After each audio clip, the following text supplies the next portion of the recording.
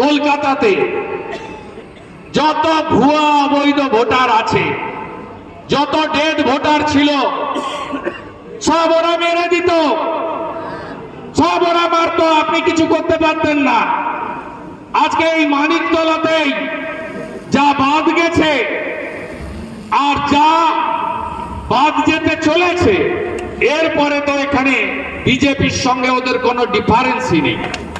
2024 Lok Sabha vote, এখানে তাপস রায়ের সঙ্গে সুদীপ বন্দ্যোপাধ্যায়ের ডিফারেন্স মাত্র 3000।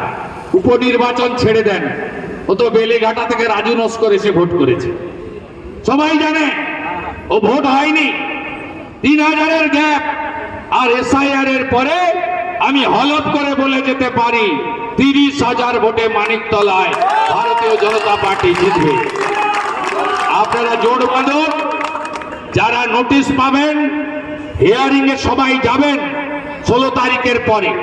দায়িত্বটা আমাদের কর্মীদের, নজর রাখবেন, কারণ মমতা ব্যানার্জির টার্গেট হয়ে আছে বিশেষ করে হিন্দু ভোটাররা, বিশেষ করে যারা বাঙালি হিন্দি ভাষী ভোটার। আমি মনে করি বাংলায় কথা বলেন যারা, তারা তো বাঙালি, আবার তারা বাংলায় কথা বলেন না, কিন্তু অনেক বংশ পরম্পরায় তারা পশ্চিমবঙ্গে থাকেন। আমি তাদের বলি তারা বাঙালি, হিন্দি ভাষী বাঙালি।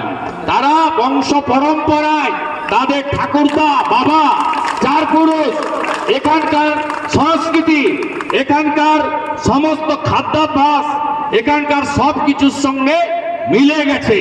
তাই মমতা ব্যানার্জি এদেরকে বলে বাহারি, আর বাংলাদেশি মুসলিম অনুপ্রবেশকারীদের বলে দামাত। এটাই হলো মমতা ব্যানার্জির চরিত্র। তাই ধীরেন্দ্র শাস্ত্রী ব্রিগেডে বলে গেছে না, জাতপাতের মধ্যে বিভক্ত হবেন না, ভাষার মধ্যে বিভক্ত হবেন না।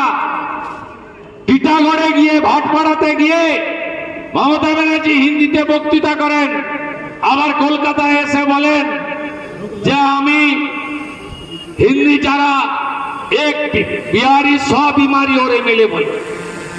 ওরা ভাষার নামে ভাগ করতে চায়। এখানে অনেক মুসলিম ভাই আছেন, তো মুসলিমরাও কেউ উর্দুতে, কেউ বাংলায় কথা বলে।